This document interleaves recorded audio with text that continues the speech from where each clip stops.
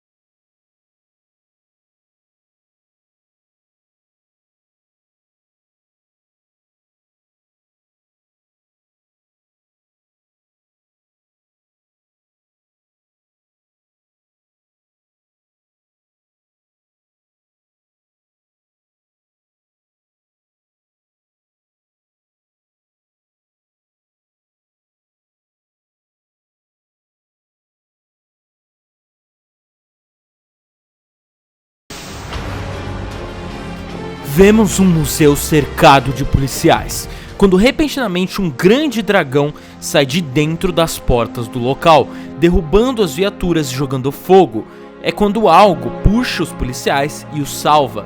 O vilão, Mistério, olha para cima irritado e sem aviso uma teia é desferida em seu capacete, sem fazer estrago, quase como uma piada com o vilão.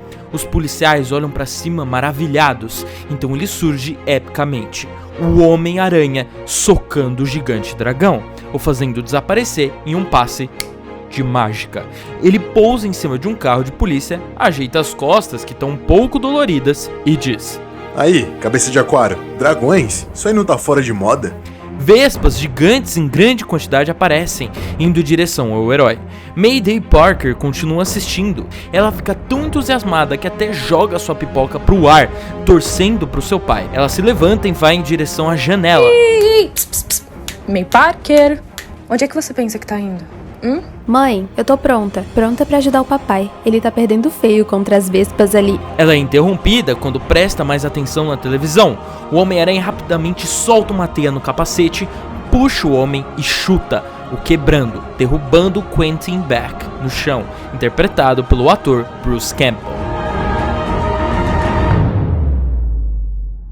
Seu pai é um profissional. Era só um mistério. Quando é que vocês vão me dar o crédito? Faz 2 anos que os meus poderes apareceram e a única coisa que vocês me deixam fazer é jogar basquete. É mais seguro, May.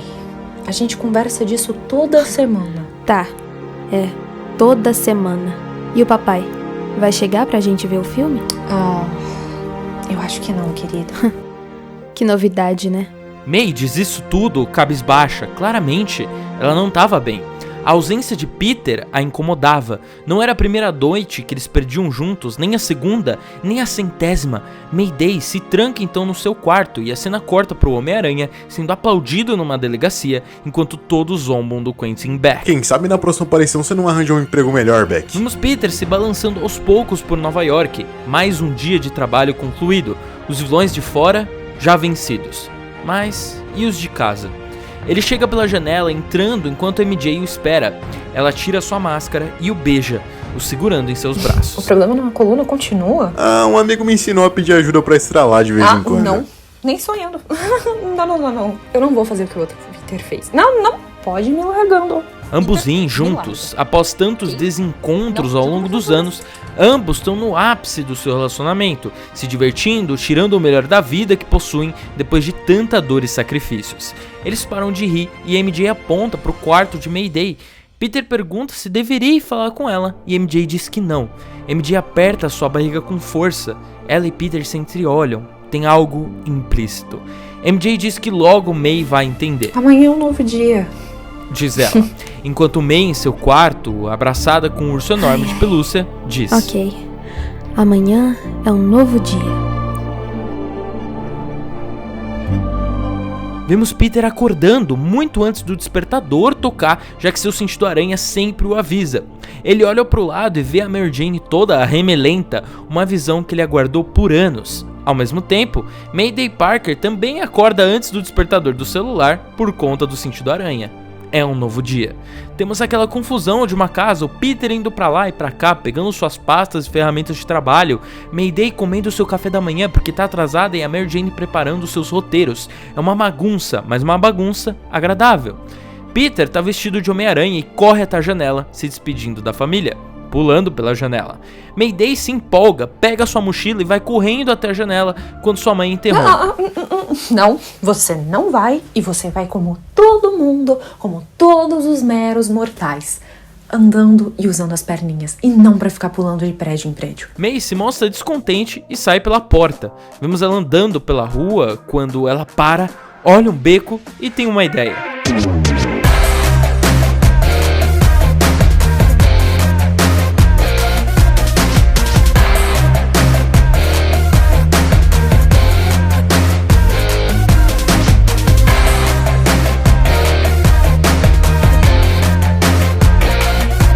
Ela tá feliz? Tá livre como nunca pôde estar com seus pais. Ela só salta pelos prédios porque, diferente do seu pai, ela não tem a habilidade de soltar teias orgânicas. Ela para ao ver algo que chama sua atenção. Ela tá de pé em um prédio, mandando mensagem pro seu pai, perguntando se ele vai pro jogo de basquete dela. Mas ele não responde. Ela para ali chateada, observando uma grande pichação do Homem-Aranha. Disso, vamos para Peter. Ele aparece segurando uma conta de luz vencida. São muitas responsabilidades, muitas preocupações, desde sempre. A sua mente está cheia. Apesar de bem resolvido e mais velho, essa conta não é da sua casa. Quem cuida da maioria das contas atualmente em casa é a Mary Jane. E aquela conta era do seu laboratório. Após os acontecimentos de Homem-Aranha sem volta para casa, os vilões que retornaram às suas realidades voltaram para o momento atual da linha do tempo. Norman Osborn foi considerado mentalmente estável após provarem que o soro o havia deixado dessa forma, o mesmo para o Otto Octavius. Ambos receberam uma pena de prisão em um hospital psiquiátrico e, por bom comportamento, puderam ficar em uma prisão domiciliar. Então, Peter, se compadecendo de que não sobrava família para nenhum dos dois, fundou com ambos os gênios a Horizon Labs, onde o nosso limite é o horizonte. Dispostos a mudar o mal que fizeram, criar formas de terapia experimentais, próteses mecânicas, curas, tudo, não era fácil manter o lugar. Osborn já não tinha sua fortuna, mas tinha sua inteligência. Seria uma dinâmica bem bacana entre eles, ver todos curados interagindo com o Toby e trabalhando com subsídios do governo. É quando pelas portas entra Roderick Kingsley, um antigo funcionário, secretário qualquer da Oscorp e atual candidato a vice-prefeito de Nova York. Após a morte de Norman Osborn, a sua atitude mudou completamente e o homem ganhou influência. Inclusive, após a morte do Harry, foi ele que recebeu as posses da Oscorp, que já havia ido à falência há muito tempo. Kingsley estava lá para conseguir a assinatura de Norman, já que ele voltou dos mortos do nada para a liberação de um equipamento perigoso da Oscorp e que em troca ele aumentaria o subsídio para Horizon, mas Peter diz para Norman não aceitar e assim ele faz. Roderick sai furioso do local, ele é egocêntrico e tem um temperamento explosivo, principalmente quando não consegue o que quer. Ele seria interpretado pelo ator Mark Hamill. Vemos Mayday na escola, ela tem 16 anos e diferente do Peter, na sua época de colégio, ela tem um número bem considerável considerável de amigos, sendo até vista como popular. Ela anda pelo colégio e de certa forma ela gosta de estar ali. Ela se sente valorizada, enquanto em casa, nem tanto. Ela tá se preparando pro primeiro jogo de basquete do dia. Sim, ela joga basquete. É quando ela vê seu amigo Ned Leeds. Sim, pois é, não reclama, pelo menos aqui ele vai ser fiel. Ned estava sendo empurrado por um grupo e sofrendo bullying. Eu disse pra deixarem ele em paz. Eles ignoram o pedido e então Mayday pega a bola de basquete que estava segurando e joga diretamente no armário ao lado deles, amassando parte dele. Os garotos zombam do Ned, dizendo que até uma mulher era mais homem do que ele. May o ajuda a se levantar. É um garoto muito parecido com o Peter Parker mais novo que conheci. Ele é o melhor amigo da May, o qual ela apelidou de seu idiota favorito. Ned e May veem uma reportagem sobre a luta do Peter contra o Mistério e Ned parece super animado, dizendo despretensiosamente que adoraria ser filho do herói ou alguma coisa do tipo. Imagina só que sorte. May apenas faz uma expressão séria e não responde. Eles conversam sobre seus planos, principalmente a ideia de um jogo de videogame que eles planejavam fazer há anos. Mayday cuidando das artes e Ned da história. Apesar dele não ser tão inteligente, Ned tinha um grande cunho para roteiros. O sonho de ambos era trabalharem juntos nessa indústria, mas antes eles precisariam entrar numa faculdade. Eles se mantêm nesse assunto até falarem de seus pais. May diz como seu pai é super protetor, não a permite fazer nada do que quer, ao mesmo tempo que quase nunca está presente. Ela diz como isso é contraditório. O Ned diz que sente o mesmo, tirando a parte de ser super protetor. Seu pai nem ao menos se importa com ele e nunca tá presente. Ned Leeds Kingsley também tem problemas paternos e sim, ele é filho do político que visitou a Horizon. Claro, ser um político sempre dificulta as coisas, ele nunca tem tempo pra ele. Pelo menos você tem um pai que te apoia. Eu não faço ideia da última vez que o grande Kingsley conversou comigo sem ser sobre a sua tão sonhada candidatura. Diz Ned em descontentamento e deboche, sem entender a situação que May passava em casa. Ned pergunta com que o pai da May trabalha, ela desconversa dizendo que é complicado. Ned pergunta então com que Mary Jane trabalha, e a cena corta, a gente vê um lindo teatro, o mesmo teatro que a gente viu em toda a trilogia. MJ tá lá no meio do palco, diferente de Homem-Aranha 2 e 3, não recebendo ordens, mas dando ordens. Após todos esses anos, a MJ recebeu um relativo sucesso no meio artístico, e essa seria sua primeira peça de estreia como diretora, roteirista e atriz. Ela tá no auge da sua carreira, feliz, animada e sendo muito gentil com todos. Vemos um pouco do Peter do trabalho e da May na escola. May joga basquete, Peter usa seu conhecimento científico. Após isso a gente vê ela na aula desenhando um traje do Homem-Aranha para si mesma, muito parecido com o Peter desenhando o traje em Homem-Aranha 1. Ela tá animada, sedenta pela grandeza que tanto quer atingir, quando uma professora chama sua atenção e ela fecha o caderno. O sinal toca, cortamos para ela saindo da aula e se sentando no pátio enquanto escuta o podcast do J. Jonah Jameson falando sobre o Homem-Aranha. Escutar aquilo, por mais que fosse um maluco xingando seu pai, de alguma forma fazia se sentir mais próxima dele, pelo menos um pouco. Jameson para de falar do Homem-Aranha e revela mais uma vez que estava concorrendo a prefeito de Nova York e pretendia vencer de qualquer forma possível. Ao mesmo tempo que Jameson fala isso, a gente ouve outro homem falando a mesma frase. Eu vou vencer de qualquer forma. Vemos Ned Leeds chegando em casa. É fim de tarde, um apartamento enorme na parte mais rica de Nova York.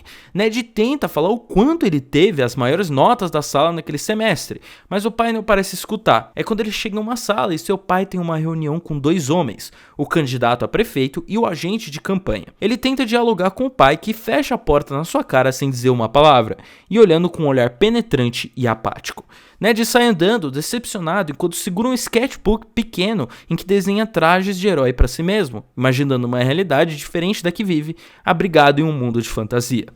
Um corte parece demonstrar que algumas horas passaram. Eles conversam sobre a campanha política e que caminho seguir. Eles estavam perdendo nas pesquisas. Kingsley diz ter uma ideia, mas ele é interrompido quando a janela explode. Uma confusão toma conta, a sala é tomada pelo caos e chamas. O agente de campanha pega fogo, gritando, enquanto Kingsley se encontra confuso. A tela balança e é quando a gente tem a revelação, pela primeira vez, dele, o Duende Macabro. A gente vê suas asas assustadoras batendo de um lado para o outro como um demônio, como uma aparição do inferno vindo buscar os condenados que lhe devem a vida. Seu corpo contorcido e bizarro, um monstro do qual apenas a mente do Sam Raimi poderia conceber, no estilo dos seus filmes de terror. Seu capuz esconde uma máscara muito parecida com a do Duende Verde do William Dafoe e em suas mãos uma espada flamejante. Com o mensageiro da morte, ele diz: O fraco rei faz fraca forte gente. O fraco rei faz fraca forte gente. O fraco rei faz fraca forte gente. Repetindo sem parar a frase, Kingsley olha horrorizado enquanto o duende se aproxima com suas asas. Seu corpo era grotesco. Ele levanta a espada aos céus, mirando na cabeça do candidato à prefeitura. Ele implora pela sua vida, dizendo ter uma família, mas o duende retruca: Os homens de poucas palavras são os melhores. O fogo atinge a cabeça do outro homem, que fora de tela visualmente foi decapitado, sem vida. O duende continua batendo diversas vezes no corpo morto. O Duende Verde, Norman Osborn, era um estrategista metódico, mas esse era violento e imprevisível. O duende macabro olha para Kingsley apavorado, sorri e, vendo o terror do homem, diz: Só um aviso, um verbo. Você, o porta-voz. Os duendes estão de volta em Nova York. E a festa só começou! Ele voa rindo para fora do edifício, enquanto todas as janelas estouram com o som da sua risada sônica. Kingsley está sangrando. Um tempo se passou desde o ataque, quando seu filho entra pela porta e encontra o pai. Sem entender o que tinha acontecido, Kingsley grita pro garoto perguntando de onde ele teve todo esse tempo. Nem próximo da morte, ele tenta ser um bom pai. Nos laboratórios Horizonte, Peter e Otto conversam sobre as mudanças tecnológicas de todos esses anos, a falta que a Rose fazia na vida do homem e como as contas do laboratório se tornaram insustentáveis. Peter diz que aquela é a única coisa que ele se vê fazendo da vida, mas realmente as coisas estavam muito difíceis. Os Parkers estavam prestes a perder o apartamento deles, já que a Mary Jane recebia de acordo com as peças que fazia, e há muito tempo estava trabalhando na sua própria, então era um tiro de sorte. Aquela poderia ser uma mudança de vida, se a peça fosse um sucesso. Não só isso, mas o laboratório também estava prestes a ser fechado. Peter sente que precisa fazer uma escolha, o seu sonho ou a sua família. A escolha de todo homem adulto. Uma comissão do corpo diretivo da empresa que financiava a Horizon seria feita no dia da apresentação de estreia da MJ como diretora. Peter não tem tempo para pensar nisso quando um grupo de policiais entra no local atrás de Norman Osborn, o acusando de ter desferido o ataque ao candidato a prefeito. Ele é preso. Peter não sabe o que fazer, mas diz que Norman estava lá todo esse tempo. Uma televisão tá ligada passando Kingsley declarando que foi atacado pelo Duende Verde e que ele estava de volta. Peter cerra seus olhos confuso, mas determinado a descobrir o que estava acontecendo. Otto tenta falar com Peter, mas ele já desapareceu. No apartamento de Kingsley, a gente vê o Homem-Aranha entrando pela janela quebrada, analisando o local, os destroços, o cheiro de queimado, a morte. É quando Peter encontra abaixo de uma viga caída uma espécie de dispositivo sonar que emite um sinal sonoro, um sinal localizável. Kingsley está em casa e expulsa da sua sala de reuniões um funcionário. É assim que você trata os seus funcionários? Aranha, você mais do que qualquer um deveria saber que poder é pra ser usado contra os mais fracos. Não é isso que você faz com os coitados que você surra toda noite? Mas tudo bem, onde há um duende, há uma aranha. Que conveniência. Logo o candidato que ia no seu lugar ser morto e você sair ileso. É uma tragédia. Realmente uma tragédia. Ele diz que pode até ter seus métodos, mas assassinato não era um deles. Peter ainda desconfia do homem, mas sai do local. Mãe e filha chegam em casa e MJ pediu comida japonesa para os Parker. Sua filha conta das mensagens do Ned sobre o ataque, diz que está assustada e pergunta do seu pai, mas ele ainda não chegou.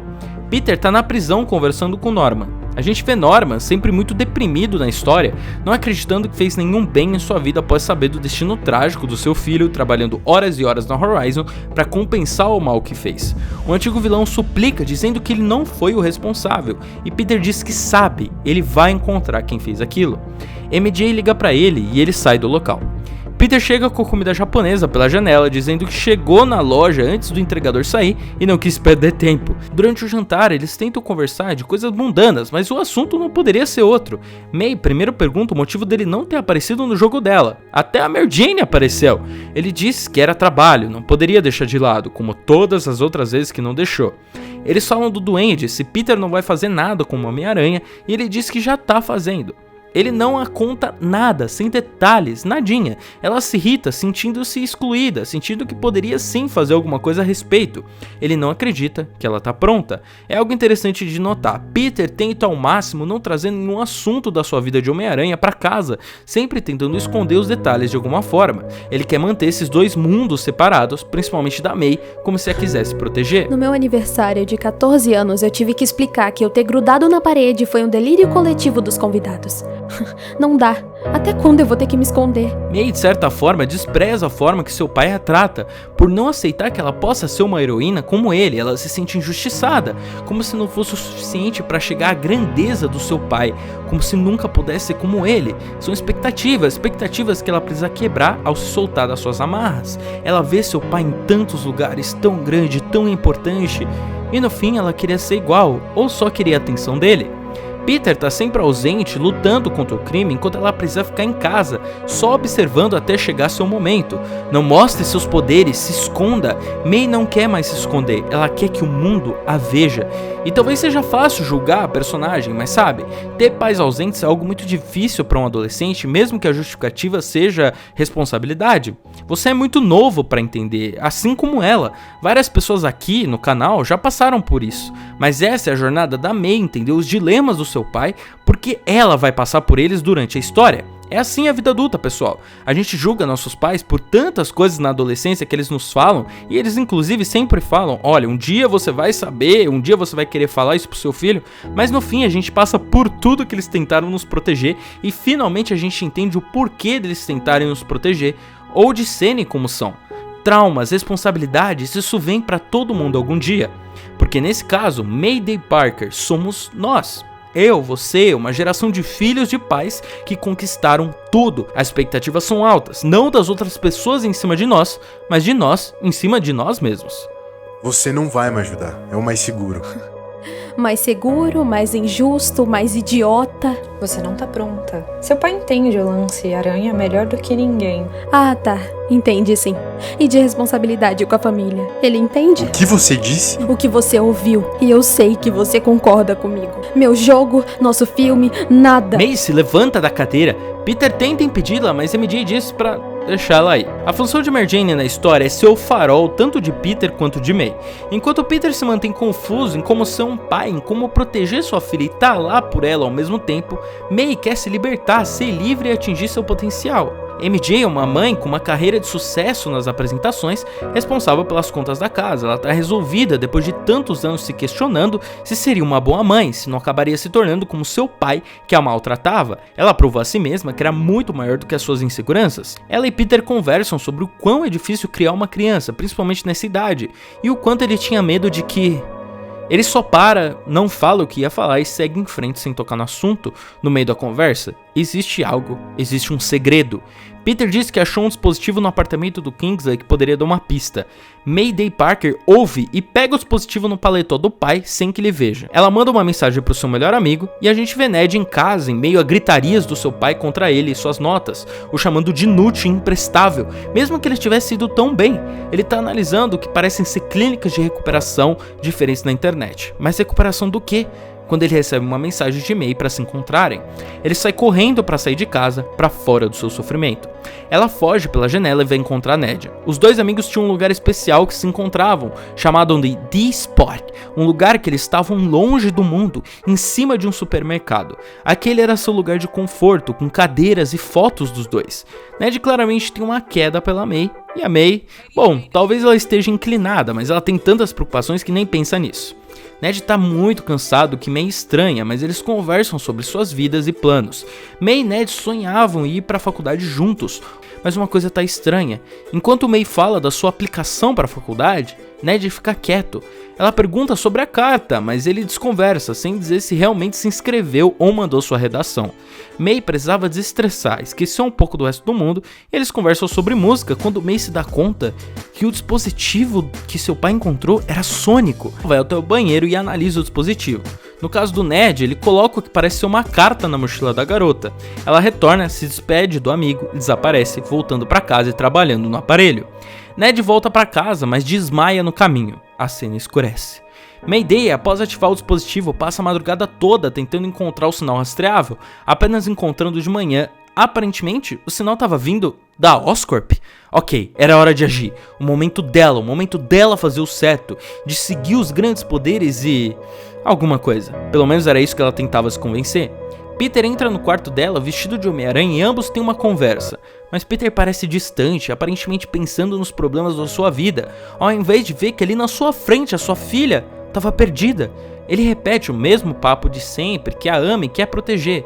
May o abraça, mas não concorda com o que ele diz. Ela pergunta se ele vai a levar para a escola e ele diz que não, mas dessa vez a intenção da garota é diferente. Peter sai pela porta e vemos que a garota procurava por trajes na internet. May finge sair pela porta de casa e dar tchau para sua mãe. Já na rua, ela pula nas paredes e entra pela janela de casa em um quarto escuro, o quarto em que os Parkers guardavam a tralha velha. Lá ela encontra recortes de jornais, registros dos feitos do Homem-Aranha. Homem-Aranha derrota o Dr. Octopus, ameaça mascarada, Homem de Areia, um ponto onde seu pai parou de tirar fotos pro Clarim, o Abutre capturado, a Gata Negra solta, Homem-Aranha desaparecido de novo, Homem-Aranha com traje preto, Homem baleado no Queens em 2002, fotos do tio Ben e May, um passado que pra nós é mais do que identificável. Ela vê ultrassons estranhos de antes dela nascer. Não deve ser nada, uma dor de barriga talvez. A garota encontra álbuns trancados e um caderno de anotação repleto de nomes, e um em particular chama sua atenção. Annie Parker. Sério que consideraram me chamar de Annie? E eu achando que Mayday era estranho. Ela encontra então uma caixa com uma velha uma roupa amadora, o traje da aranha humana. Isso vai servir. Ela o coloca, mas o cabelo estufa na máscara, ela não cabe. É então que ela pega uma tesoura velha que estava jogada ali, diz que vai se arrepender e corta o próprio cabelo, deixando ele bem curtinho, acima da altura do ombro.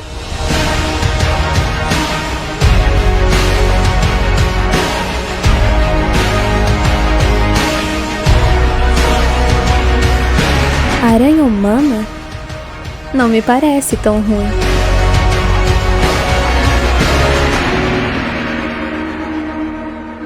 A gente corta pro Ned na escola. Os bullies atacam ele dizendo que a May não tava lá pra defendê-lo. A gente vê o garoto chorando. Vemos May pulando de prédio em prédio, alegre e animada. É o seu momento, finalmente, depois de tanto tempo. Ela avista à frente aquele lugar. Antes o berço dos maiores avanços científicos do mundo, agora é um circo de horrores, caído, abandonado, sujo. As instalações da Oscorp eram como um mundo paralelo. É um cenário de filme de terror. Ok. Empresa falida, instalações abandonadas, nada assustador, né? Que isso, você dá conta, May? Empoderamento feminino, vamos lá. Uhul! A garota adentra a instalação principal e os antigos escritórios estão destruídos, vandalizados. O sinal cada vez se intensifica e o bip aumenta de frequência quando seu sentido aranha aciona. Ela olha pra trás e lá tava o Duende Macabro. Garotinha, mensageiro do diabo, mensageiro do diabo, garotinha. Ai, cara... Ele voa em sua direção com a espada e ela desvia, correndo pelo local. É uma perseguição muito bem montada, escritórios sendo destruídos, ela correndo quando alguém quebra o chão. E aí tem outro duende? São dois duendes perseguindo ela, o principal com as asas e um outro com um planador e sem a espada, jogando abóboras na garota que explodiam. Ela avança dentro da instalação e mais duendes aparecem destruindo o local. Era um enxame de duendes. Ela mantém uma boa luta, derrotando alguns, mas é completamente inexperiente. São muitos duendes, praticamente dezenas, aos montes em cima da garota e a afogando. A claustrofobia ataca, ela chora, a falta de ar, lágrimas saem dos seus olhos e repentinamente ela é desmaiada. Peter chega nos laboratórios Horizonte, mas ele foi atacado. O laboratório foi atacado pelo doente. O Otto tá machucado e o Norman desapareceu, levado pelo Duende Macabro. É quando Peter dá um basta, decidido a ir logo atrás do sinal dispositivo, mas ele não tá no seu bolso. Peter corre, ligando pra MJ, perguntando o dispositivo. Ela não sabe, diz ainda por cima que ligaram dizendo que a May faltou na escola. É quando ele liga os pontos. Vemos Peter e MJ apavorados em casa, o que poderia ter acontecido. Peter vai então como Homem-Aranha até o Kingsley, convencido de que ele era o duende, só para chegar lá, ameaçar o homem, o segurando do teto, perguntando onde sua filha estava e perceber que não tinha como ser ele. Ele estava lá o tempo todo, esperando seu filho também retornar da escola. Ele não retornou. May acorda, já é de noite. Ela se sente estranha, sente o vento no seu rosto. Ela olha pra baixo e ela tá no céu, a metros de distância do chão, sendo levada pelo duende numa corda. Sim, como aquela cena dos quadrinhos. Ela tá assustada, apavorada e tudo piora quando ela olha pra trás e vê junto deles um enxame de duendes. Cortamos pra Peter se balançando violentamente pela cidade. Nunca na trilogia a gente viu Tobey ir tão rápido na teia, como se sua vida valesse disso. Não, muito mais do que isso, Peter tinha um rastreador na mochila da May que ele deixava sempre. Cabelo ruivo. A sabedoria é uma benção. Ela se assusta, o que ele queria dizer? Ela tava sem máscara. Não tinha como ele descobrir. Não. Quantas ruivas existem em Nova York? Uma força que ela nunca sentiu vem e ela se solta, colocando a sua máscara de volta para proteger sua identidade. Ela olha pra baixo, ela tá caindo no parque de diversões de Coney Island. Peraí, ela não tem teias. Ela fecha os olhos com medo, muito medo. E é quando de repente o vento para. Ela abre os olhos, é o seu pai, o Homem-Aranha. Peter vê os duendes, assustado, são muitos, dezenas. Helicópteros acompanham a situação, aquilo se tornava cada vez mais público. Não era o momento de agir, não agora, era desvantagem. Os duendes explodem em diversas partes do parque de diversão de Coney Island. Peter deixa a May em cima de um prédio quando ela se oferece para ajudar. Ele não diz uma palavra, claramente irritado com a filha, apenas levanta a mão impedindo que ela vá. Ele pula pra ação, socando alguns duendes enquanto outros fogem, usando eles pra chegar até a montanha-russa, pulando de um em um.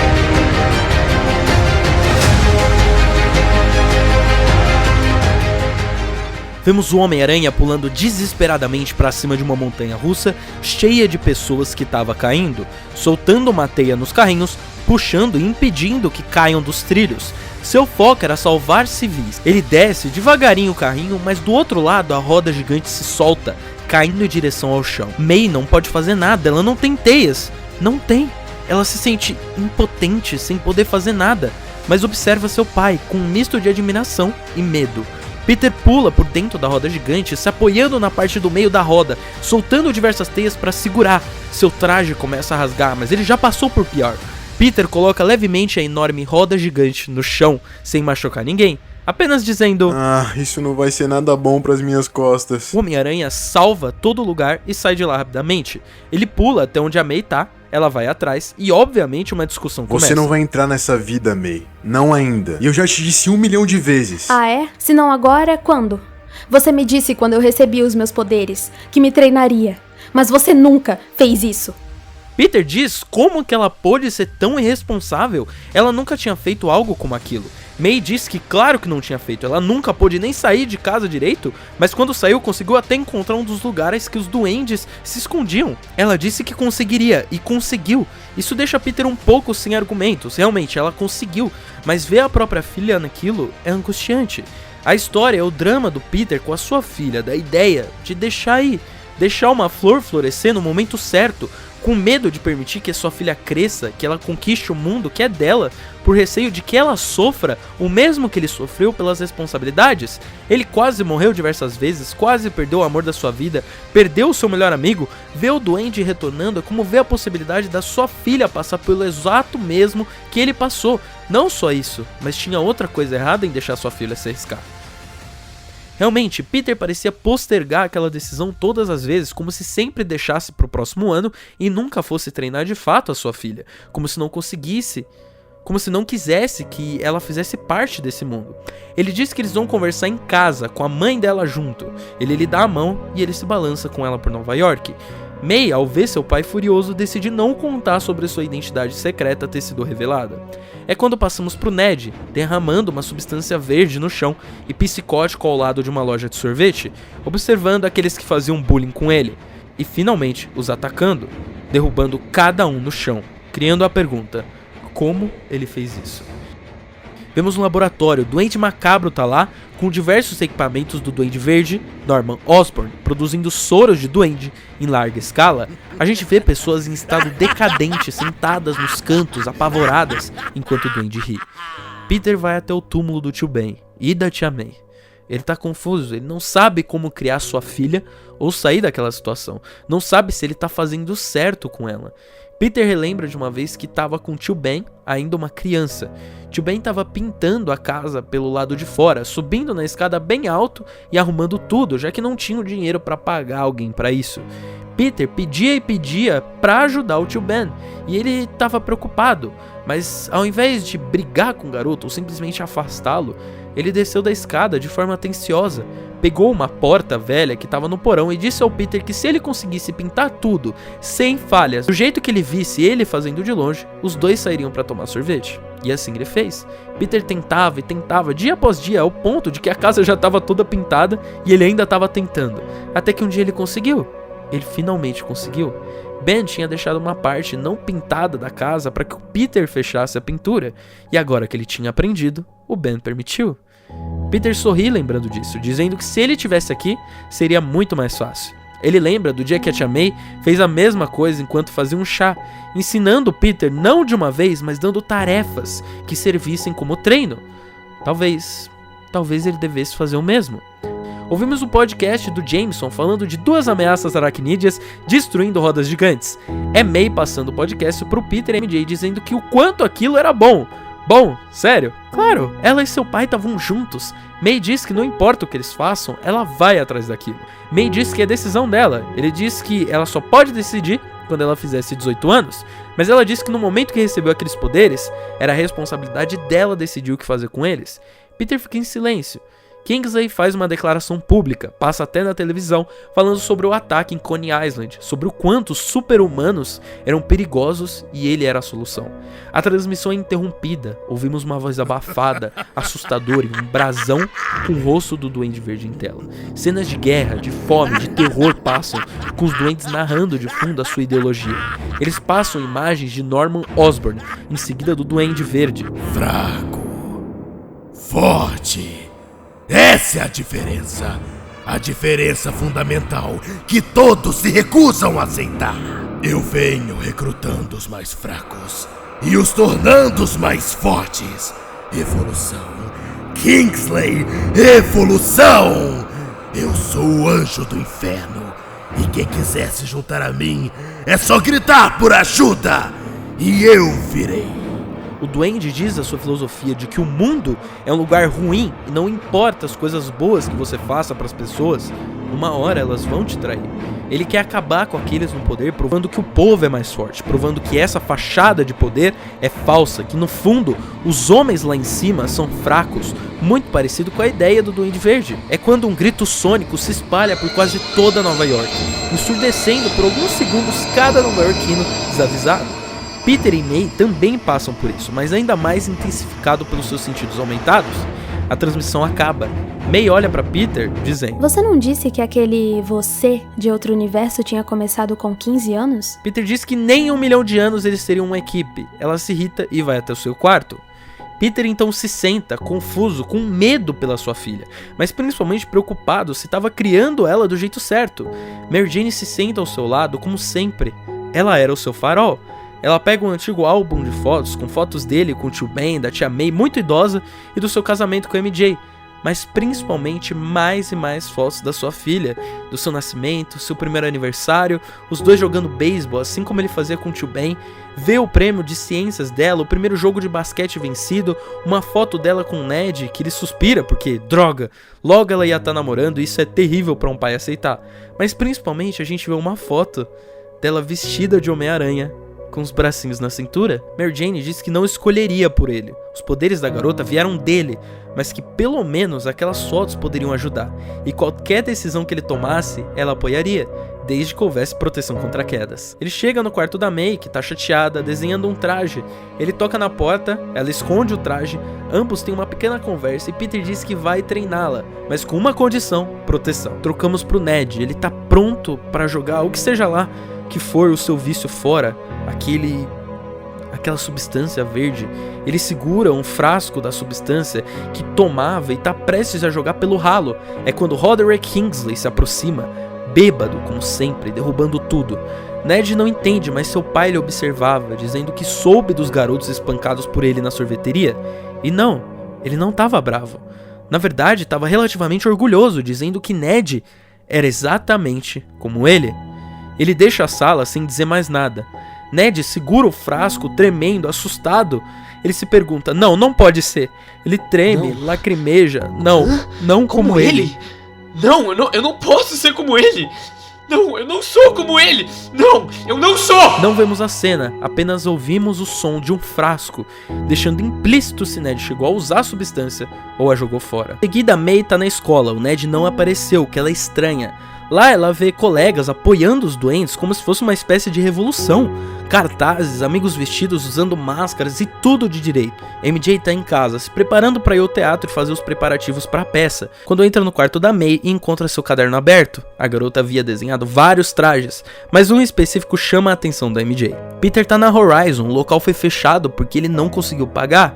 Peter teria diversos problemas financeiros no filme, tentando vender para alguém as suas ideias, mas quase nunca conseguindo. Até que bom, o local é fechado. Ele vê o horário e percebe que vai se atrasar para buscar a May na escola. Ele a busca de carro e May fica um pouco incomodada, perguntando por que eles não podem ir de teia. Ele diz que se isso é o que ela quer, é isso que ela vai ter. Ele lhe entrega uma caixa. Quando ela abre, a May vê um traje caseiro feito de equipamentos de proteção infantil, incluindo um capacete. Os dois riem, mesmo que ela ache aquilo meio ridículo. Sério? Eu não preciso de proteção. Abaixo do traje, ela vê um dispositivo estranho. Ao apertar um botão, o dispositivo solta teias pelo carro. Peter basicamente criou atiradores de teia baseados nos seus irmãos do multiverso pra May, já que ela nasceu sem a habilidade das teias orgânicas. Ele para o carro e os dois sobem no terraço de um prédio, começando o treinamento. No caminho, vemos May enviando mensagens pro Ned, que não responde. Vemos ele em seu quarto, chorando, sozinho no escuro. Eu preciso de mais! Peter e May começam o treinamento, uma das cenas mais puras do filme. May aparece observando Peter, cada um em um canto do prédio, se preparando pro treino. May já não se lembrava qual havia sido a última vez que teve um tempo a sós com seu pai. Eles atiram teias um no outro, lutam descompromissadamente. O que era pra ser um treinamento sério se torna mais um momento de diversão do que qualquer outra coisa. Mesmo que seu pai tente lhe ensinar como soltar certos tipos específicos de teia, como acertar alvos e desferir ataques, ele não sabe muito bem o que ensinar, afinal tudo que ele aprendeu foi através da experiência. Peter quer ensinar a May a se balançar e ela propõe uma corrida. Ambos pulam do prédio juntos e temos uma cena linda. O Peter se balançando e vendo a sua filha de baixo, desengonçada enquanto tenta se balançar. Sua própria filha crescendo, amadurecendo, se arriscando e, melhor de tudo, feliz. Peter começa a entender o motivo de ser tão importante deixá-la se soltar. Aquele apartamento fechado, aquela escola não era um lugar da May. Ela merecia o mundo. Os dois continuam se balançando juntos, ambos param em cima de um prédio, rindo muito. Quão rápido eu fui me balançando, meu Deus! Como você se acostuma? É a melhor coisa que eu já fiz. O vento no meu rosto. É bem parecido com basquete, na verdade. Não me pergunta o motivo. Ambos se sentam e têm uma conversa linda. Peter pergunta o motivo dela querer ser a tal da Garota Aranha. Ela diz, meio desviando do assunto, que é pra ser como ele. Mas não é verdade. Por enquanto a gente fica nisso. Peter explica seu motivo de ser o Homem-Aranha, conta novamente a história do seu tio e algumas das suas aventuras. Ambos estão compartilhando o que nunca compartilharam, uma vida que Peter deixou apenas nos mínimos detalhes para mim. Por quê? Ainda a gente não sabe. Peter olha para sua filha e por um segundo ela vê outra pessoa. Ela vê uma garota de cabelos escuros e olhos azuis. A sua animação e felicidade diminuem. Tem algo errado. Peter treme. Alguém telefona para Peter interrompendo a conversa. Norman foi solto. Ele anuncia isso a May e salta do prédio antes que ela perguntasse se pode ir junto e vai embora. Peter vai até a prisão. Norman foi liberto por falta de provas. Uma multidão de pessoas o espera. De um lado, pessoas o vaiando, chamando de assassino, monstro. E do outro, pessoas o apoiando, falando que ele era um gênio, um exemplo a ser seguido. Mesmo que o Duende não fosse ele de fato. Peter chama Norman e Otto para a recém-fechada Horizon para tentar criar uma cura para os doentes e uma forma de inibir o grito sônico do Duende Macabro. Vemos May pegando bandidos, sendo fotografada, salvando crianças. É uma montagem tipo aquela do primeiro filme do Homem-Aranha. Quão importante é uma mulher sendo heroína e como sentiam falta de... Essa garota deve ser uma daquelas celebridades de internet que só quer atenção, sabe? Nem ferrando que é uma heroína. Peraí, uma garota aranha. Isso aí já é lacração, cara. Daqui a pouco vou inventar o quê? Gay aranha? Esse mundo tá perdido mesmo. A cena corta, uma música tensa se inicia e ouvimos os sons de planadores e de água. Vemos duendes aos montes voando pelos esgotos, como abelhas, vespas em laboratórios secretos, espalhados, sujos, pessoas em situações deploráveis, algumas rindo ininterruptamente, outras gritando por ajuda e amparo. O Duende Macabro tá sentado em uma cadeira de destroços quando recebe 2 políticos. O morador de rua da cena anterior aparece e diz: Hail Green Goblin. Olá, senadores. Esse é o Johnny. Vocês não lembram dele, mas ele se lembra de vocês. O duende diz que era a hora da sua iniciação. O homem é injetado com soros e grita em loucura. Seu corpo se modifica violentamente ali mesmo. O Duende Macabro sai andando e pede para um dos duendes encontrar a garota de cabelos ruivos. Ela não pode impedir os planos deles pro Kingsley. O duende parece cansado, exausto e desaparece na escuridão enquanto ouvimos os gritos dos 2 senadores morrendo à distância, sem ajuda. Vemos na TV entrevistas de pessoas que concordam que deveriam tirar as pessoas de cima do poder, que o poder era do povo, que nós somos a revolução. Hail the Green Goblin. Peter chega em casa de noite, a May tá dormindo depois daquele dia cansativo. Ele a cobre e dá um beijo de boa noite. A cena corta, Peter se deita com MJ em sua cama, desabafando de tudo que tá acontecendo. Ela diz que eles já passaram por pior, muito pior. Peter não quer se lembrar daquilo, simplesmente não quer, mas concorda que depois de tudo que aconteceu, que ainda não nos foi revelado, não é possível que nada seja mais difícil. Na verdade, só uma coisa, a possibilidade de perder a May. É ali que ele começa a duvidar do treinamento que ele tá dando pra filha. Seria o correto? MJ tenta confortar o marido, dizendo que ele era a pessoa mais responsável que ele conhecia, que entendia a desconfiança dele. Mas depois de todos esses anos e tudo que aconteceu, o que mais poderia abalar os Parker? Vemos Peter conversando com a MJ sobre o soro do duende, que eles estavam tentando criar uma cura, e que talvez ele não poderia ir pra peça dela. Diferente das reações anteriores de outros filmes, ela parece entender, dizendo que ele já compensou várias peças que ele não apareceu. Ele diz que conseguiria chegar no final e MJ garante que ninguém vai barrar a entrada dele, já que, bom, ela era a dona da coisa toda. No dia seguinte, May fica sabendo na escola que o Ned desmaiou no dia anterior. Ela sai correndo e se balança até o hospital. Ela é a única que aparece lá. A única, nem ao menos o pai do Ned tá lá. Os médicos não conseguem nem furar sua pele de tão dura. Peter continua trabalhando com os 2 gênios, tentando usar o sonar que a May usou para encontrar a base, para encontrar a localização de todos os duendes. May tenta ligar para o pai do Ned, mas ele tá ocupado demais, espancando um homem violentamente no seu escritório, dizendo que aquele é seu dia de vitória e ninguém iria estragar. Ned acorda e eles conversam. Ele parece triste por conta do seu pai, May o convida para a peça da sua mãe para que ele não fique sozinho. Ela sabe como é estar sozinha, ela não quer isso com seu melhor amigo, sabendo que pode ajudar. Peter, junto de Otto e Norman, descobrem que um dos sinais está vindo da casa do Kingsley, provando de uma vez por todas de que ele era o duende. Peter sai rapidamente do local vestindo seu traje. O homem que Kingsley espancava parece morto. É quando, através de uma ligação, ele descobre que perdeu as eleições para J. Jonah Jameson. E ele se enfurece, sumindo da sala e gritando com todos. Peter chega na casa do Kingsley, entrando pelo quarto do Ned, o único com a janela aberta. É um quarto bagunçado, sujo até demais para um adolescente, como se seu pai não se preocupasse bastante nem para pedir que o filho arrumasse, quando se depara com algo e se assusta. A cena corta. May aparece na peça da sua mãe junto com Ned, notando a ausência do seu pai e mais uma vez se frustrando com ela. Ela tem um diálogo com a sua mãe e perde o Ned de vista. A gente vê ele à distância, chorando ao ver a May conversando com a Mary Jane. De certa forma, aquela relação familiar tão forte causava inveja no garoto.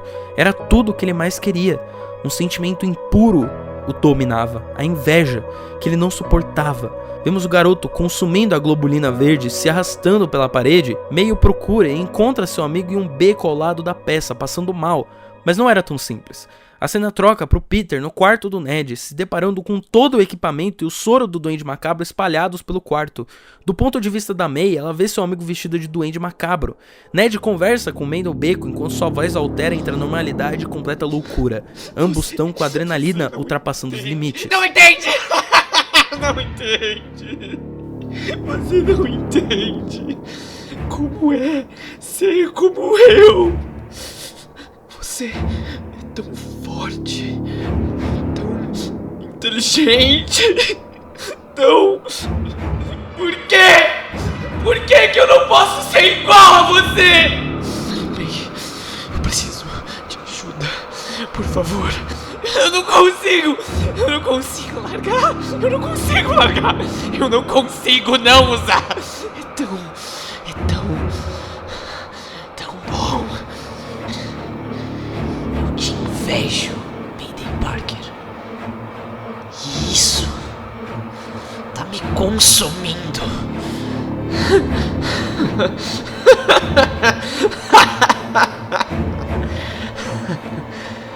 Será que a sua mãe pode me ajudar?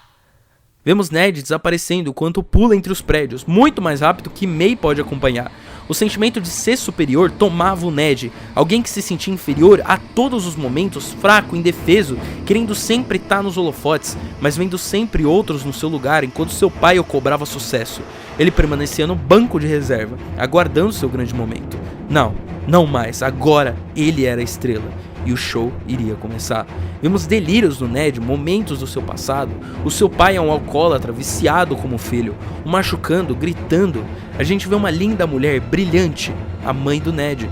Mas tudo isso se torna uma tempestade, com a bela mulher sendo levada por uma overdose por uso de drogas após a morte do irmão recém-nascido do Ned. Ouvimos Roderick insultando sua mulher antes dela desaparecer na escuridão.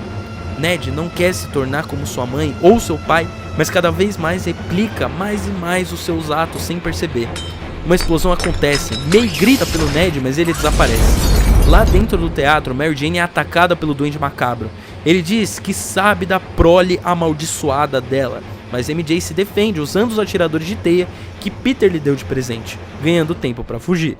Pois é, já chega de ver a MJ sendo resgatada a todo o filme. Aqui ela se salva. May veste o seu traje e tenta lutar contra o Duende, que joga uma bomba em direção da MJ. May simplesmente se joga na frente e é lançada em direção à sua mãe, fazendo as duas caírem juntas e ela quebrar todo o seu traje. Peter aparece no local aterrorizado, ambas estão bem, felizmente, mas MJ quebrou o tornozelo. May diz que o Ned era o Duende Macabro. Peter interrompe perguntando por que dele tê-la atacado, como ele poderia saber, sendo que o Peter sempre a aconselhou a nunca contar seu segredo. May, envergonhada, revela que no dia de Coney Island sua máscara foi retirada. Peter obviamente se enfurece, larga May lá sem dizer uma palavra e leva MJ até uma ambulância, em seguida puxando sua filha até o terraço. Você sabe do peso dos seus atos? Essa máscara não é brinquedo. Eu sei. Não parece saber porque sua mãe poderia ter morrido. E você sabe de quem que seria a culpa? Seria sua. Minha? Sua culpa. Se você tivesse aqui pra protegê-la, tudo estaria bem. Ou se você tivesse comigo em qualquer momento. Agora não, mocinha. Agora não. Você não deveria ter vestido aquele traje. E eu? Que tipo de pai eu sou te incentivando a isso? Ué, não era o que o vovô falava? Fazer o certo, grandes poderes e grandes responsabilidades. Pode parar por aí mesmo, não ouse completar essa frase sem saber o que ela significa. Você não sabe nada sobre responsabilidades, Mayday Parker. Eu não sei? E sua família, pai? O quão responsável você tem sido? Tudo que eu faço é pra proteger você e a sua mãe.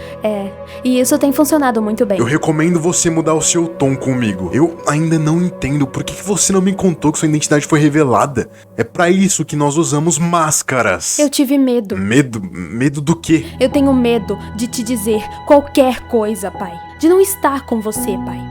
Mesmo correndo atrás de você com essa fantasia ridícula, eu estava na peça da mamãe.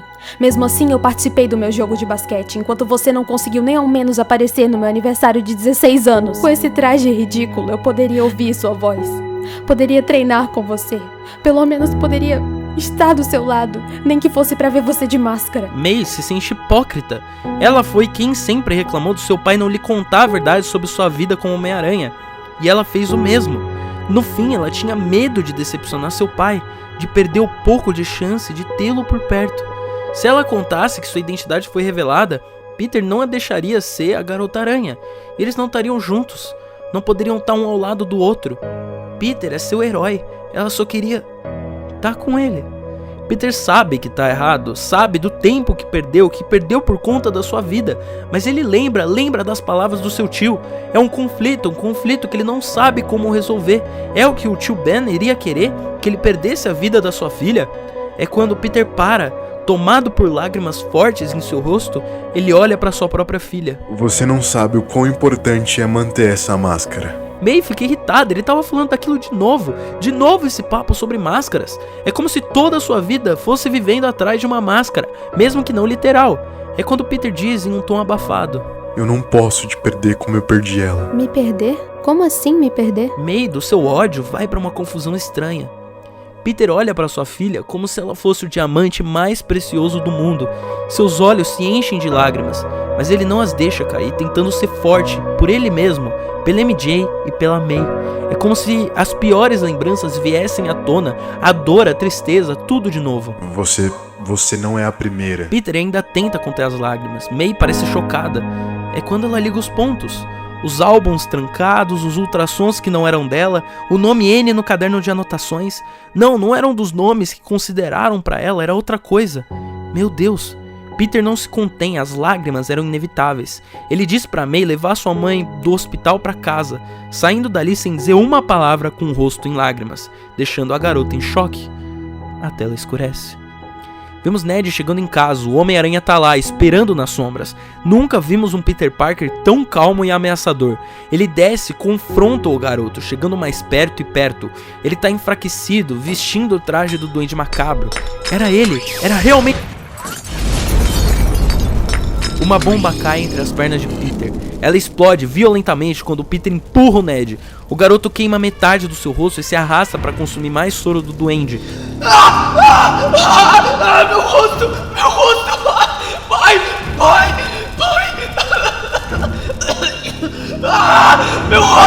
Meu rosto! Quando ele olha para trás, Roderick Kingsley, voando com suas asas e segurando a espada flamejante. Era ele. Após a morte do Norman Osborn, Kingsley se convenceu que os fracos não tinham lugar no mundo, e que ele era um desses fracos, um fracassado, e usaria todos os meios para nunca mais se sentir assim novamente, nunca mais ser ridicularizado ou deixado para trás. Foi quando ele começou a se envolver com a política e o crime organizado. Após a morte de Harry Osborn, ele se aproveitou do material deixado pelo homem e começou a desenvolver um plano. Toda a sua propaganda política, desde o início, implica no fim de super-humanos, que eles são uma ameaça. Kingsley criou o próprio problema para solucionar, criou os duendes para acabar com eles, mas o povo não o escutou. Ele é sim, de fato, um seguidor da ideia do grupo, mas ele os utiliza ao seu favor, utiliza da fragilidade de pessoas quebradas, perdidas para se beneficiar, pessoas que realmente acreditam que o mundo as falhou, de que a bondade não vale a pena, que elas perderam a batalha. Uma das grandes críticas é que justamente quem comanda e manipula todas essas pessoas é alguém do poder, um político. Uma crítica em como o povo é tão carente em questão de ser representado e ter sua voz escutada que qualquer pessoa que oferece isso se torna como um deus para eles. E essa filosofia se torna única. Por isso a justificativa filosófica deles é tão esdrúxula. Ele não realmente acredita nisso, mas se aproveita de pessoas mais frágeis que foram injustiçadas para criar um inimigo falso para ele combater na sua posição de poder. Um grupo de pessoas que, entre muitas aspas, odeia o bem. Os pobres trabalhadores e nova-iorquinos que não suportavam mais sofrer e encontraram um refúgio no culto dos duendes. Ele usa o próprio filho Ned Leeds Kingsley como bode expiatório para despistar as pistas de que ele seria o Duende Macabro. Descobrimos que Ned, na verdade, não tinha usado o frasco anteriormente. O que houve é que seu próprio pai o injetou com a globulina. Ned tentou parar com seu vício, mas aquilo não estava no seu controle. É uma história sobre família, pais e filhos, relações humanas complicadas e muitas vezes imperfeitas. A gente vê um pai superprotetor que protegeu sua filha mais do que deveria do seu destino, da sua responsabilidade. E do outro lado, um outro pai, só que um doente, que usou o próprio filho como uma arma, como um peão em um grande jogo de xadrez. Duas famílias quebradas por motivos diferentes. Peter tá incrédulo, não consegue aceitar que aquilo foi feito com uma criança da idade da sua filha. Kingsley desenvolve um plano para atacar o JJ, que se tornou prefeito. As ruas de Nova York já estavam um caos, pessoas protestando a favor dos doentes. Aquele mundo, aquele povo, poderiam não ser do Roderick Kingsley, mas eram do Duende Macabro. Ele sai pela janela rindo, quase estourando os ouvidos do Peter com seu grito sônico. Ned desapareceu e o Homem-Aranha está à beira da morte, mas ainda se levanta.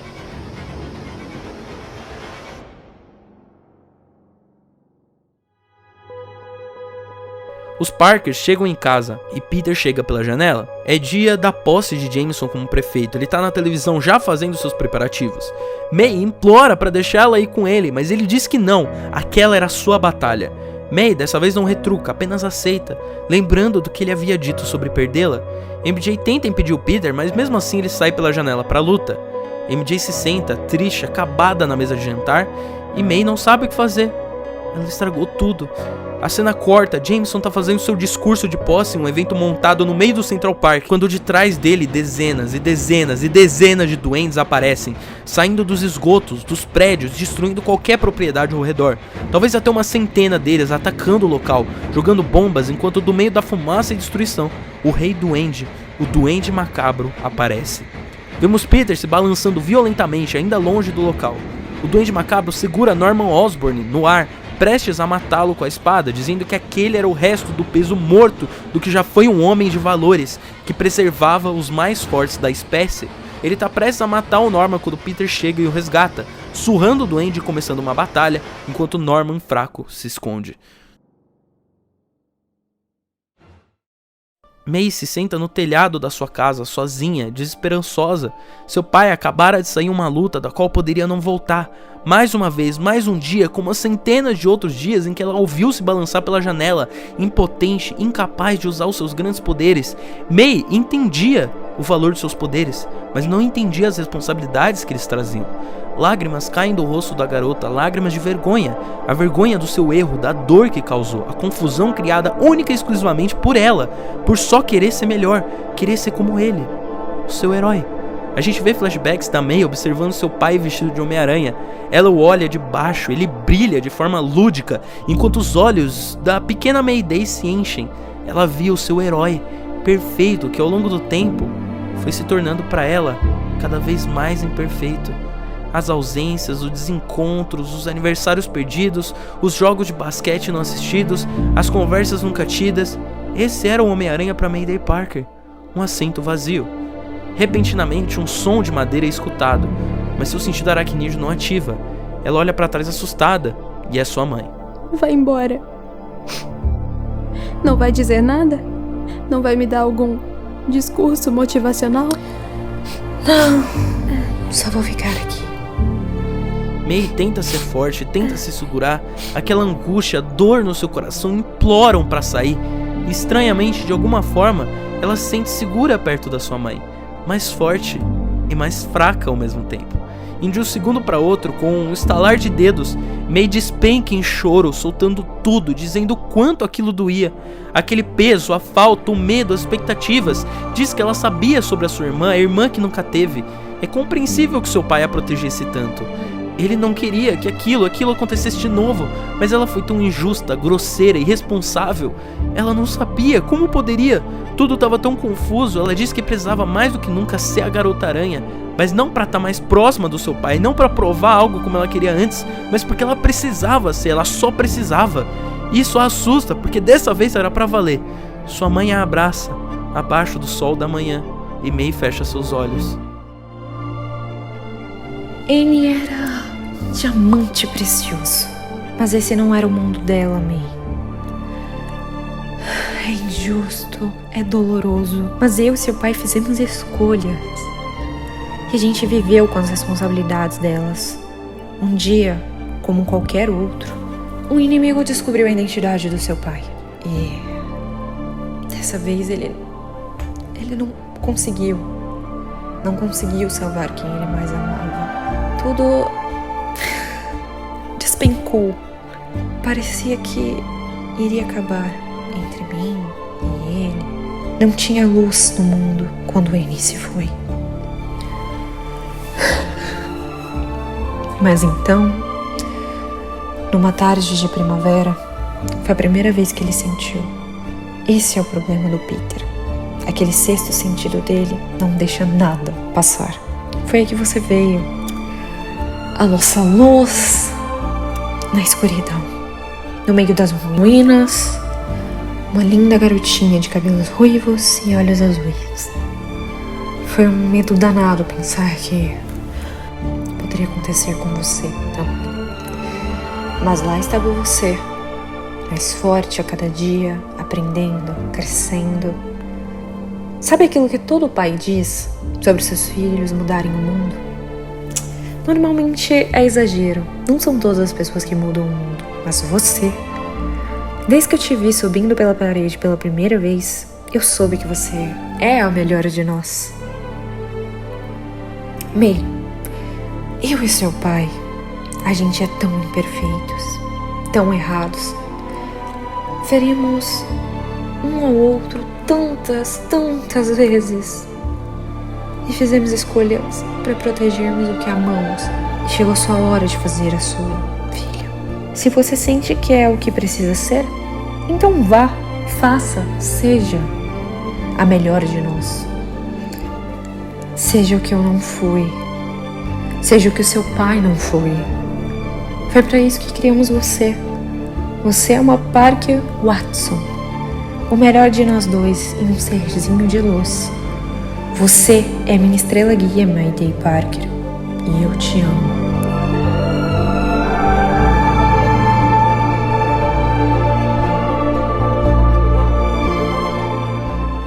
May tem flashbacks das noites de filme, dos presentes dados pelo seu pai, das nerdices que ele dizia sobre ciência, do seu treino no terraço, dos jantares, dele a ensinando a dirigir. É quando ela se levanta, limpa as lágrimas e diz: Tá legal. Rei Duende é o meu A cena corta rapidamente pra May emergindo no porão.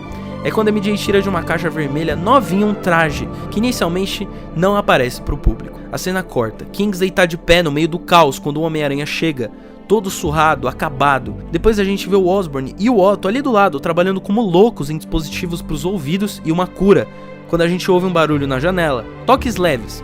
Otto pergunta se é Peter e a gente ouve a May dizendo: É a idiota que vai salvar ele.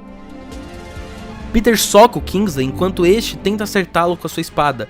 O fogo queima partes da sua roupa, mas a adrenalina é tanta que nem dor mais ele sente.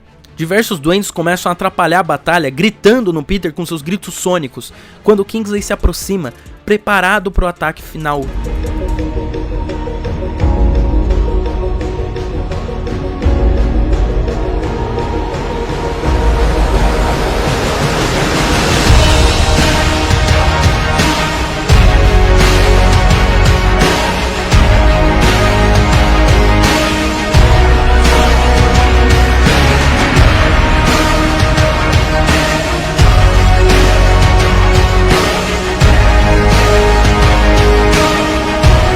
Ok, se lembra, May?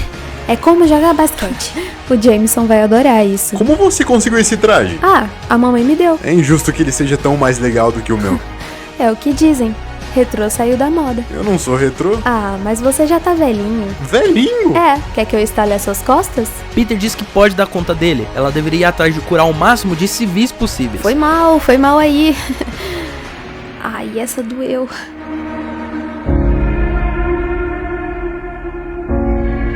Vemos Norman deixando de se esconder e atacando um dos duendes que voava. Não, ele não seria fraco e não precisava do soro para ser forte.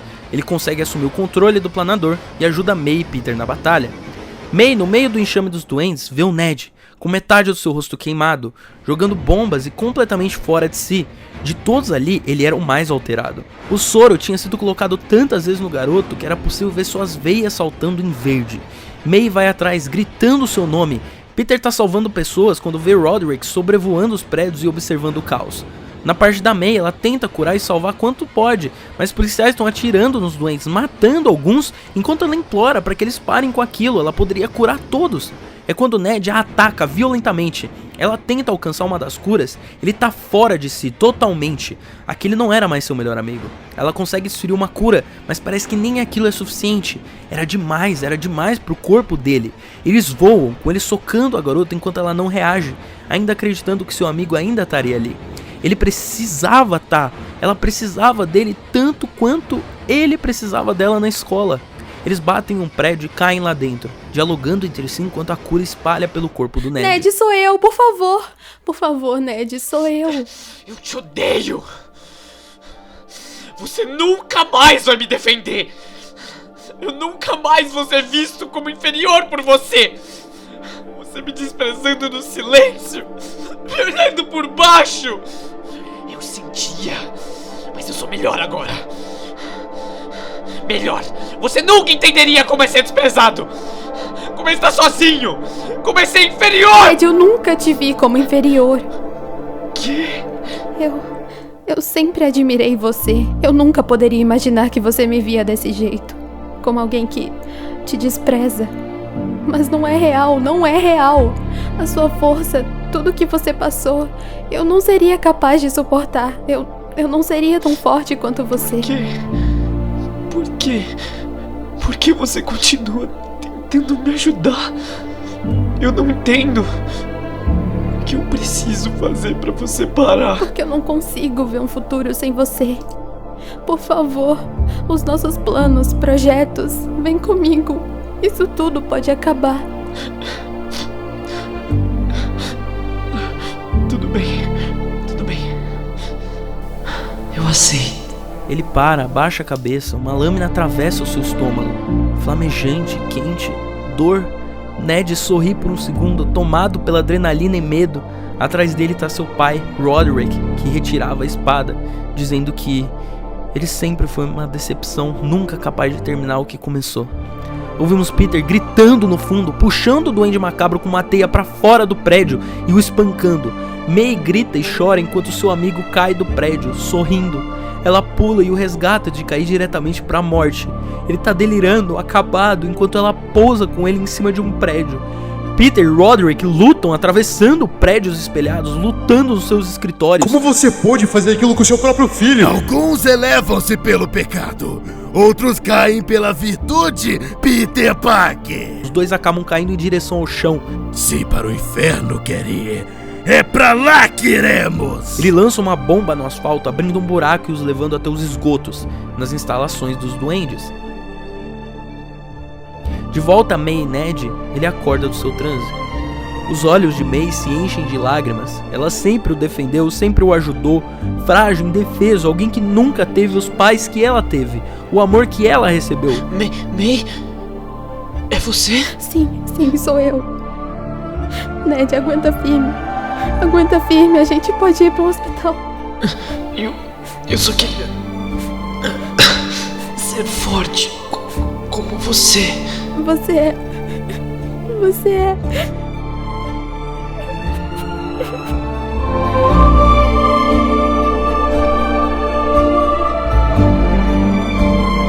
Ela cerra os seus olhos em raiva, deixa o garoto e pula do prédio, finalmente ciente de que com grandes poderes vem grandes responsabilidades.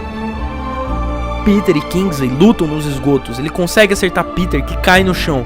O homem, doentiamente, ao invés de acabar logo com o Homem-Aranha, usa sua espada flamejante para queimar a ferida profunda no corpo do herói, como uma forma de tortura. Isso é só um palco, e você é só um ator, Parker. Um ator medíocre, fraco e irrelevante. Em alguns anos, nada nem ninguém vai lembrar seu nome. Eu só irei jogar o seu traje sujo no esgoto e o seu corpo queimado. Um indigente. May chega por cima, acertando um soco no Kingsley, enfurecida pelo que ele havia feito com o próprio filho. Não, você não vai fugir do que merece. O homem ainda tenta desferir ataques no Homem-Aranha, mas é incapaz. May solta uma teia na bomba que ele iria explodir para matar os três lá dentro. Peter e May lutam juntos, é lindo, como se ambos finalmente tivessem se conectado. May aceitando e entendendo as responsabilidades do seu pai, e Peter entendendo de que sua filha era capaz. Kingsley é basicamente surrado, sem saída, ele anda para trás, com medo dos dois. Ele pega sua espada de fogo que apagou com a água do esgoto e vai desferir um golpe em si mesmo. May solta uma teia, pega a espada e a quebra no meio. Peter solta uma teia e prende o homem na parede. Temos uma visão do lado de fora. A cidade está toda destruída, as placas de eleição acabadas, pessoas desmaiadas no chão, curadas daquela doença. Acabou. Finalmente. A gente vê o Jameson gritando histericamente, falando que fará de tudo durante o seu mandato para prender o Homem-Aranha e aquela maldita garota aranha. A tela escurece. Realmente a loucura terminou. A cena corta para um carro indo em direção ao cemitério. Peter, MJ e May estão no túmulo do Ned, e a May chora e pede desculpas. Peter parece completamente afetado e pede para sair um pouco. A cena corta e May tá em casa. Ela revira sua mala da escola quando encontra uma carta. Uma carta que Ned a deixou antes de falecer. Eu deveria estar escrevendo uma redação para a faculdade. Eu tentei. De novo e de novo. Mas nada. Então, decidi escrever para você. Eu não sei se consigo. Não sei mesmo. Eu não sei se eu posso te acompanhar. Me sinto tão vazio, tão nojento, tão... É corrosivo, sabe? E não é que eu não queira ir com você. Cada vez mais eu sinto e não vai embora. Me consome. E eu só quero que pare. Medo faz a gente cometer tanta burrice. E o meu medo de ser inferior, meu medo de não ser tão bom quanto você, que o mundo não me visse como eu te via, me afastou. Mas eu não quero estar longe. Eu não quero. Por favor. Então eu te peço, cada vez que eu tentar te empurrar, me puxa pra mais perto. Os sumiços, as mensagens não respondidas, as vezes em que eu recusei a sua ajuda. São momentos em que eu me vejo preso por paredes, por tijolos, se construindo ao meu redor, como uma fortaleza. Uma que eu mesmo criei. Sem portas, sem janelas, mas com muito medo. Ali eu fecho os meus olhos com força e imagino o futuro.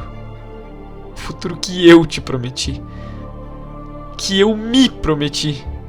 E de repente, as paredes se tornam vidro. E eu finalmente percebo que eu não preciso me esconder. Não mais. Todos os dias são uma batalha. E eu não me sinto como uma pessoa boa. Não como você acredita que eu seja. Existem sentimentos dentro de mim, May, que não desaparecem. Eles estão aqui. Eu tenho medo que eles te machuquem. E então, eu olho pra você, tão linda, tão inocente. É como se o mundo pudesse ser todo seu. E por um segundo, quando você segura na minha mão, eu sinto que ele pode ser meu também. Mas não. Daí eu me dou conta que o seu brilho, ele é só seu, enquanto o meu só se apaga dia após dia. Eu te vejo embora, enquanto eu permaneço preso pela minha inveja, pelo meu anseio de não só estar com você, mas ter o que você tem. Eu queria ter sido um melhor filho, um melhor amigo, um melhor... Talvez eu ainda possa ser. Há algum tempo eu tenho usado algo que eu não deveria. Tentando te afastar, sabe? Mas você continua vindo, me resgatando. Típica Mayday. E dessa forma, você me faz me sentir forte. Dessa forma eu percebo o quão sortudo eu sou. Bom, eu preciso ir embora. Eu encontrei clínicas longe daqui que podem me ajudar. Mas até lá, por favor, termina o nosso maldito jogo. Por mim. Seu idiota favorito. A história também é sobre fragilidade, como a gente tenta escondê-la daqueles que amamos. Como cada vez mais que escondemos, queremos criar uma imagem de superioridade falsa, machucando outras pessoas para nos sentirmos maiores, se tornando uma obsessão. A insegurança nos torna obcecados em mostrarmos para o mundo o quão especiais nós somos, sendo que pessoas especiais de verdade não precisam mostrar nada, elas só são o que são sem ferir ou machucar ninguém. Ned é um exemplo de alguém cego pelo ego, criado por alguém tão cego pelo ego quanto ele. A gente vê Peter no seu quarto, sentado na cama e vestido de Homem-Aranha. Mayday vai até ele e ambos têm uma conversa. Peter não consegue entender como alguém com a chance de ter um filho tão inteligente, tão promissor e talentoso por perto deixaria essa chance de lado. É quando ele se dá conta que, de certa forma, é o mesmo que ele fez com a May. Querendo protegê-la de tudo, do passado, da verdade, dos seus poderes, ela acabou se distanciando da sua própria filha. Ele acaba pedindo desculpas a May por tudo, dizendo que tinha tanto medo de que o destino dela fosse o mesmo da Annie, que Peter indiretamente afastava ela porque a queria o mais longe da sua vida de aranha possível. Ele não poderia parar de ser quem era, mas podia impedir de que ela sofresse o mesmo destino. Ele admite que foi errado, mas May entende que aquela dor, a dor de perder um filho, é algo impossível de se entender. May, mais uma vez, diz que entende. Ela queria exigir dele algo impossível depois de tanto que ele passou. Ela foi injusta e irresponsável com o grande poder que tinha. A história é sobre o nosso medo de nos tornarmos como nossos pais, o medo da May ser como Peter e perder partes importantes da sua vida dos que ama, sem perceber que ela poderia aderir às melhores partes do seu pai ao invés das ruins. Como a Mary Jane disse, ela poderia se tornar o melhor dos dois mundos, vendo os erros dos seus pais. Nós não somos definidos pela nossa criação, mas por quem somos. Da mesma forma que Ned não quer se tornar como seu pai, e na verdade, ele não estava se tornando. May agora vê que seu pai nunca deixou de ser um herói. Ele não era realmente o herói perfeito que ela imaginava, mas qual o problema disso? Ele era o seu pai e os dois se amavam, não precisava de mais nada. Peter diz o quanto a garota mudou sua vida, o quanto ela ter aparecido lhe deu luz, vida novamente e força para voltar a ser o Homem-Aranha em uma época tão sombria.